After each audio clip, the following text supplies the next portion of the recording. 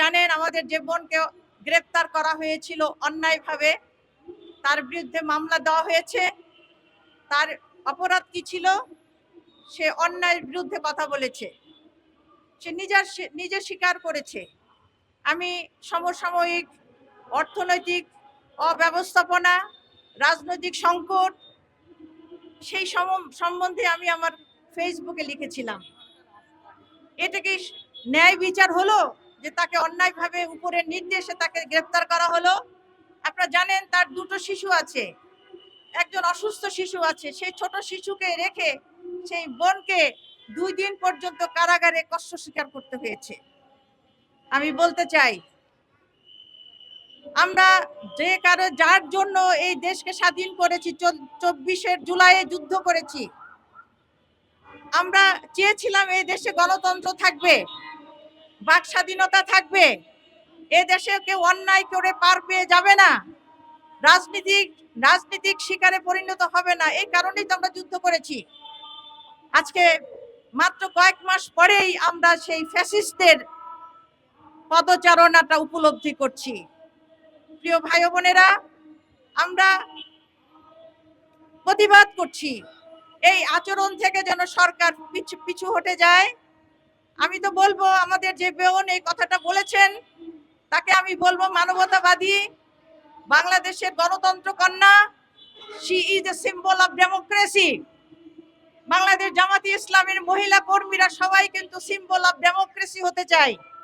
আমরা যেখানে অন্যায় দেখব সে অন্যায় প্রতিবাদ করব, আমরা যেখানে অপরাধ দেখব, অবিচার দেখব, তার প্রতিবাদে প্রতিরোধে কিন্তু আমরা বোনেরা বসে নাই, নারীরা বসে নাই, আমরা প্রতিবাদ করব ইনশাআল্লাহ। সুতরাং সাংবাদিক ভাই বোনদের মাধ্যমে আমরা যে দাবি করতে চাই সেটা হলো, এই ঘটনার যেন পুনরাবৃত্তি না হয়। আজকে সাউদাকে ধরা হয়েছে, হ্যাঁ, তাকে জামিন দেওয়া হয়েছে, এজন্য আমরা সাধুবাদ জানাই। তারা ভুল বুঝতে পেরেছেন, তারা অন্যায়ভাবে আমাদের বোনকে গ্রেফতার করেছেন। সেই ভুল যদি তারা স্বীকার করেন, আমরা তাদের সাধুবাদ জানাই, কিন্তু অনতিবিলম্বে তার মামলা প্রত্যাহার করতে হবে। আর ভবিষ্যতে যেন এই ধরনের কোনো অবস্থার সৃষ্টি না হয়, এ কারণেই আমরা প্রতিবাদ করছি। প্রিয় ভাই বোনেরা, আজকে বাংলাদেশে অনেক সমস্যা রয়েছে।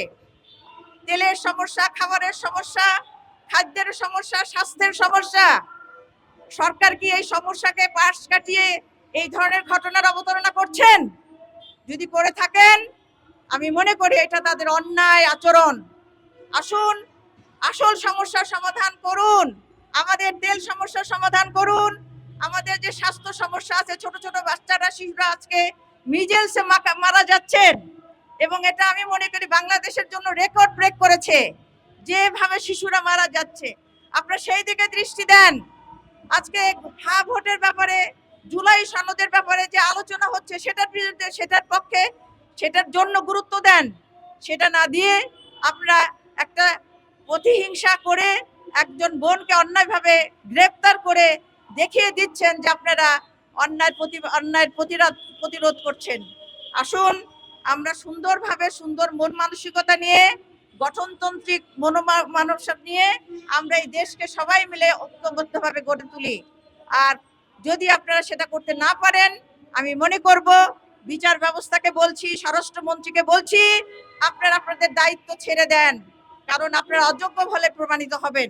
আসুন, আমরা সবাই মিলে দেশকে সুন্দরভাবে গড়ে তুলি।